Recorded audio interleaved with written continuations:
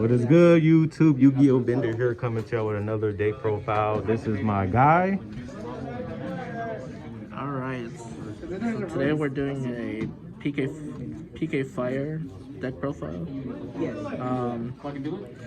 I know this isn't, there's so many ways of building it, but I prefer a light, easier way just to get things rolling. Because if you get destroyed by Nibiru, it's kind of hard to get back, so you kind of want to play controlly. So obviously you play the scales, and then you play boots. I only played two of the cloaks because you can revive it back with the Leveneer, which is later on. Two gloves, and then one of the new guys, the greaves. Why do you like this ratio so much of this Phantom Knights? What works for you?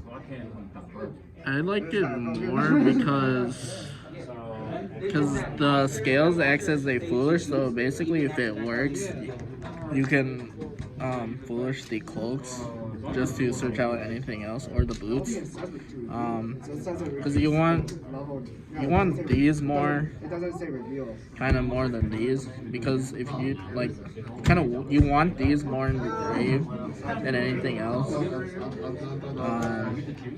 Yeah, that's basically why, because this can summon it by itself. But yeah, for the other monsters now, play two tour guides. I only played two instead of three because it's kind of a -1 when it gets negated, and it's pretty, like, you don't want to see. I think two is good in my opinion because, like I said, if it gets negated, you're basically stuck. So, and then three Kagamushas, obviously, when you normal something a level 3, then you can obviously use the effect. One Fiendish Rhino. I'll explain one, and then the VA package that people have been doing. Farfa, Graph, and Seer. I know people are playing 2 Graphs, 2 Seers, but I feel like it's not that necessary to play this. One Wielder just for an extra special summoning. So Rhino. So this is the reason why just one Rhino, because then you can extend with the sabers, obviously, in grave sometimes if you mill it off or something. Now the hand traps I play are 3 Mansion Girls, 3 Ash, and then 3 Droplets. The reason why I made the Haunted Mansion is I feel like more decks are playing stuff in grave, so obviously it feels better that way to do it. I know Drolls is a thing back again, but it's for some situations. Yeah, these hit the main aspects of the format right now: negating monster effect, stopping from dumping it from deck, and hitting the graveyard so you can cripple your opponent. So it makes sense that you hit the main things important to the meta decks. And then the rest of the spells is 2 Book of Moons, 1 Rhoda, and then... And why are you liking the 2 books? I think Book in this format is good when they summon out, I don't know, the virtual worlds, and then you can Book of Moon their monsters, and then they can't really use their effects. And then, same as, I would say, what was it? I guess like any big monsters, because let's say you get stopped by like one of your monsters getting negated, and then Unleash with Book of Moon can protect you from like getting destroyed, and people can't link off with their effect monsters. And they can stop attacks too. Yeah. So that's the monsters and spells. I'll show you the traps now. traps are basically your standard. 3 fog blades, 1 wings. Because of the boots, when that's engraved, you can banish it, dump this, and then special summon. And then 1 regular, and then 1 Imperial Order. Yeah, Imperial Order is basically there because you barely play a heavy spell count. So with those that play with a lot of spells like Dragons and stuff, obviously it's there. Yeah. So yeah, so that's everything for the main. I believe that's a 41 main. Yep. And then extra deck. It's kind of iffy at the moment for the extra deck. So basically, for the XZ monsters, you play 1 Dante, 1 Beatrice,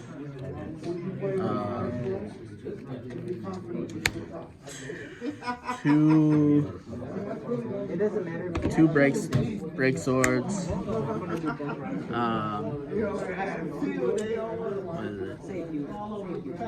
Dragon Levineer. And then for your rank 4s are your Time Thief Redoers, Rebellion, Raider's Knight, and then Dark Requiem. And then, oh yeah, and then your Arc Rebellion. So, I know this isn't the way to do it, because what, like, in some situations, like, if you can make this go off when there's monsters on board, then it's basically game from there, because you can't negate it.